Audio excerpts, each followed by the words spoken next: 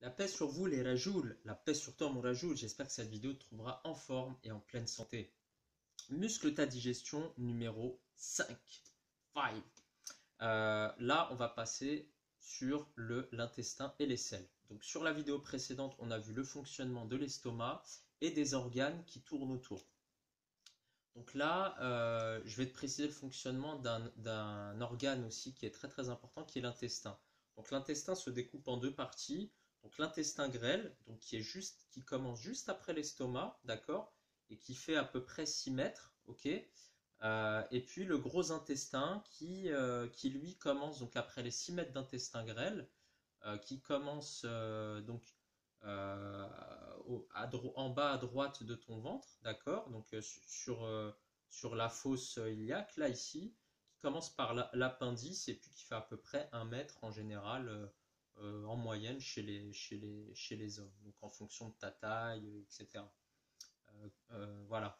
Donc le rôle de l'intestin grêle est majoritairement un rôle assimilatif, d'assimilation. Donc durant les 6 mètres, sur les différentes parties de l'intestin grêle, il va y avoir l'assimilation, donc la ponction de certains nutriments qui sont essentiels à la vie.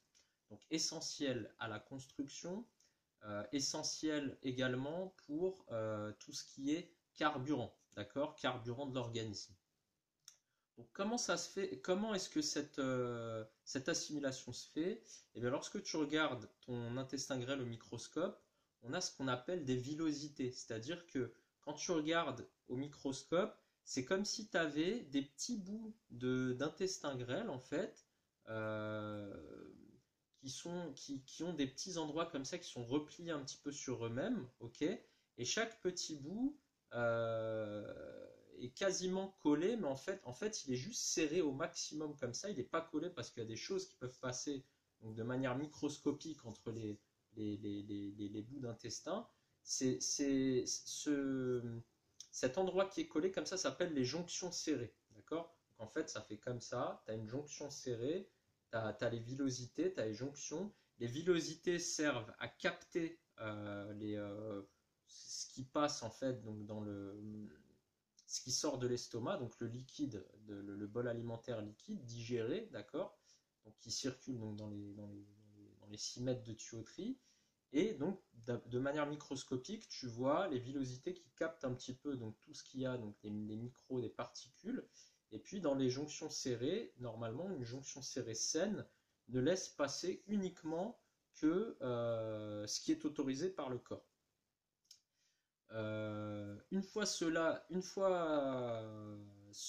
travail fait, le restant, d'accord, va passer donc dans le gros intestin, donc et va être déshydraté. Donc là, le gros intestin, lui, va avoir un travail de captage de l'eau, donc l'eau qui reste un petit peu euh, dans les matières entre guillemets qui ont été digérées, donc un captage des minéraux, etc.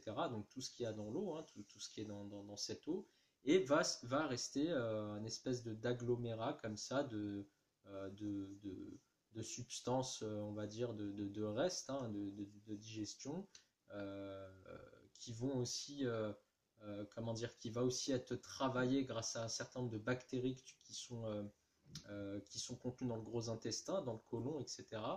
Et bah, on va se retrouver avec des selles, donc des matières fécales, plus ou moins moulées en fonction de la santé du rajoul.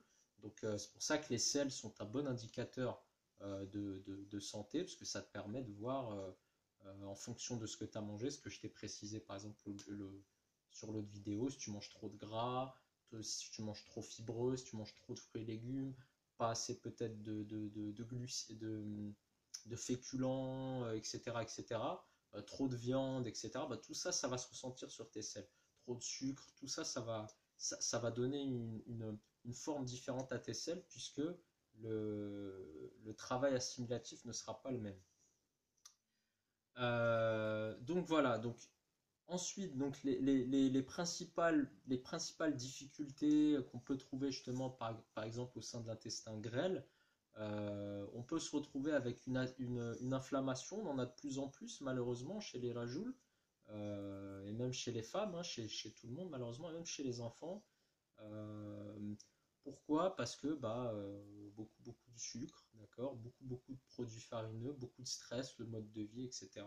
Et puis des facteurs qui peuvent nous échapper aussi, hein. Tout n'est pas forcément expliqué, explicable. Mais déjà en travaillant sur ça, on peut déjà remédier à beaucoup de maux, d'accord? Euh, il y a qu'à voir si tu as souvent mal au ventre, arrête les gâteaux par exemple durant quelques semaines. Voilà, je te souhaite, enfin, je te conseille pas en tout cas de manger du sucre, hein. Tu sais ce que je pense du sucre si tu me suis depuis longtemps. Mais déjà, arrête les gâteaux, tu vas voir déjà que ta digestion sera meilleure. Arrête de grignoter, tu vas voir que ta digestion sera meilleure. Et déjà, tu auras moins ces problèmes de brûlure, d'inflammation que tu as au niveau de l'intestin grêle. Le souci, c'est que ça peut après, bon, les gastro-entérologues ne sont pas forcément d'accord les uns avec les autres. Ils disent que la maladie de Crohn, donc qui est l'inflammation d'estomac, l'inflammation pardon de l'intestin grêle, enfin ouais, c'est ça, maladie de Crohn. Non, non, la maladie de Crohn, en fait, tu peux l'avoir depuis la gorge jusqu'au rectum, en fait. C'est l'inflammation d'une partie du tube digestif. Le truc, c'est que la plupart du temps, on la retrouve dans l'intestin grêle. Et en fait, contrairement à une inflammation standard qui touche que la paroi interne, la maladie de Crohn, elle inflamme tout le tissu à l'intérieur jusqu'à l'extérieur. Ça veut dire que si tu ouvres ton ventre et que tu regardes ton intestin, tu vois que la partie, elle est rouge, même à l'extérieur. Pas uniquement dedans, mais même à l'extérieur. C'est le tunnel complet qui est inflammé, en fait. Et c'est une maladie qui est évolutive. Ça veut dire que ça peut toucher une partie, puis l'autre, puis l'autre, puis là, puis le rectum, le côlon. Tu vois, c'est compliqué comme maladie. Ça peut aller jusqu'à des saignements, des choses qui peuvent être assez désagréables, de la perte de poids, de l'anémie. Enfin, voilà. Donc, c'est une maladie qui est très difficile à vivre. Euh, donc il y a ça, il y a aussi ce dont on parle beaucoup, donc c'est le gluten, donc la maladie cœliaque, l'intolérance au gluten, les problématiques de sensibilité également au gluten. Donc là en fait c'est qu'à un moment donné, eh bien, tu as le gluten qui va venir perturber les jonctions serrées en fait. Je te ferai une vidéo sur le gluten pour t'expliquer exactement ce que c'est. Le gluten, qui est une protéine contenue dans le blé et dans certains autres produits dérivés du blé, qui a été modifié génétiquement ces dernières années, puisqu'à l'époque, il n'avait pas ses vertus collantes. En fait, ce qui se passe, c'est qu'il va venir se poser au niveau des jonctions serrées et venir les écarter légèrement. Donc, ce qui se passe, c'est que tu vas avoir des macromolécules qui ne doivent pas passer dans ces jonctions serrées, qui vont quand même passer. Donc là, on peut avoir déjà des douleurs liées à ça, parce que à partir du moment où tu as un fonctionnement anormal du corps, ça se traduit par des douleurs, de l'inflammation, etc. Et puis, dans les cas les plus extrêmes, les pires, enfin, les organismes, euh, on va dire, un peu plus faibles, avec une immunité un petit peu plus basse, et tu peux avoir certaines macromolécules qui passent et qui peuvent provoquer ce qu'on appelle des réactions croisées. Et c'est la base des maladies auto-immunes. Tu vois, il est arrivé par exemple sur des cas, des personnes qui consomment beaucoup de gluten, qui ont à la base un intestin grêle très faible, ont perturbé leur jonction serrée. Et parallèlement à ça, c'était des personnes qui consommaient beaucoup de lait de vache. Et du coup, ils ont eu de l'insuline bovine qui est passée à l'intérieur. Les anticorps, à partir du moment où tu as une substance étrangère qui entre dans ton corps, même si elle est similaire à ce que tu as déjà, parce que nous on a de l'insuline aussi, le corps en fait il attaque celle qui vient de l'extérieur. Il attaque l'insuline bovine, tes anticorps, tes globules blancs attaquent l'insuline bovine. Sauf que dans ce cas-là, malheureusement, tes anticorps se reprogramment et attaquent d'un côté aussi de l'insuline bovine, mais attaquent aussi ton insuline à toi. Et là, ça devient très problématique parce que ça peut remonter jusqu'aux îlots de Langerhans qui sont tout autour du pancréas, qui ont un rôle comment dire, dans le, dans la production d'insuline, pardon, je cherchais le terme production, dans la production d'insuline et provoquer un diabète. Donc, pour te dire que ces problèmes de gluten, c'est pas seulement du cinéma ou des gens qui j'ai mal au ventre, etc. Pour certaines personnes, ça a provoqué carrément des diabètes. pour d'autres personnes, ça a provoqué sclérose en plaques, des choses comme ça. Donc, voire même on parle de cas d'autisme, enfin des choses assez complexes. Donc après, c'est pas tout le monde, hein. Si tu as suivi mes premières vidéos, si tu as une capacité adaptative super élevée, ton intestin grêle, c'est du béton armé, tu vis dans un environnement correct, ça se trouve, tu déchires le camembert, tu déchires tous les fromages possibles, le pain, etc. Et tu n'auras jamais de problème. C'est comme l'histoire de la vieille dame qui a 90 ans, qui a fumé toute sa vie.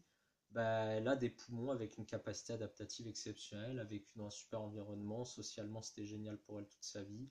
Voilà, donc elle est là. C'est riche en tant qu'exemple. Elle fait des vidéos. Ouais, moi, 90 piges, je fume, qu'est-ce qu'il y a? Voilà, toi, ça se trouve, tu as 20 ans, tu fumes. Au bout de 3 mois, tu as un cancer du poumon. Tu vois, donc c'est pour ça que tout est relatif. Tu vois, après, c'est tout dépend de comment tu te positionnes et tout dépend quelle est ta vision de la vie en fait. Comment est-ce que tu conçois les choses? Tu vois, est-ce que tu veux faire les causes pour éviter les maladies ou est-ce que selon toi, bah, tu te dis, bon, ça va, a priori j'ai une bonne capacité adaptative, je prends le risque. Voilà. Donc après, ça c'est chacun voit midi à sa porte. Chacun joue voit midi à sa porte. Donc l'objectif de ces vidéos, comme je te disais, c'est des vidéos à but informatif, t'expliquer comment ça fonctionne pour que tu puisses prendre des bonnes habitudes, en tout cas au niveau santé, et, euh, et pouvoir savoir comment ça fonctionne et prendre tes décisions euh, en pleine conscience. Voilà mon Rajoul. J'espère que cette vidéo t'a été profitable. Donc pour rappel, donc je t'ai expliqué là aujourd'hui le fonctionnement de l'intestin. Donc comme je te disais, gros intestin, donc ça passe fonction de l'eau et puis ce qui reste, bah, c'est aggloméré et puis bah, ça descend jusqu'au rectum. Et puis, donc la contraction du gros intestin se fait de manière automatique, c'est ce qu'on appelle le péristaltisme intestinal. Ça fonctionne à peu près, je crois, de 8h, 8h30 du matin jusqu'à 22h30. C'est pour ça que quand tu manges au-delà de 22h30, tu te réveilles le matin, tu as l'estomac encore, parce que la digestion ne fonctionne plus à cette heure-là. Donc, euh, donc une fois que ça, le péristaltisme a fait son boulot, donc a fait passer les matières fécales, a aspiré l'eau bien comme il faut, à la fin, tu as des bonnes selles bien moulées, bien propres. Tac, ça arrive au niveau du rectum. Et puis là, tu as un ordre qui remonte au cerveau, je crois que c'est via le nerf vague, qui est un gros nerf qui traverse tout le corps, qui remonte au cerveau, qui connecte, voilà, enfin, qui touche, je crois qu'il y a un impact sur l'estomac, sur le cœur, etc. Et, euh, et donc ce nerf va envoyer, donc ça monte au cerveau et ça va te dire, tac, tu as l'information qui remonte, tu sens que ça pousse et puis tu vas au WC pour terminer le travail de ta digestion. Voilà mon Rajoul.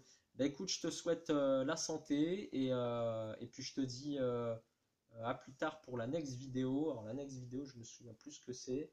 Mais comme je te disais, là on a fait le tour de la digestion. Là, ça va être des vidéos bonus pour t'expliquer d'autres choses. Voilà, n'hésite pas à laisser tes commentaires, tes feedbacks aussi qui me permettent d'avancer, qui sont ma source qui sont un petit peu mon carburant, comme je te le dis. Tes commentaires sont mes carburants, mon carburant. C'est ce qui me permet d'avancer. Voilà, et puis n'hésite pas à mettre si tu as des thématiques que tu souhaites que j'aborde concernant la santé, la forme, le bien-être de l'homme. À bientôt, mon Rajou. Ciao.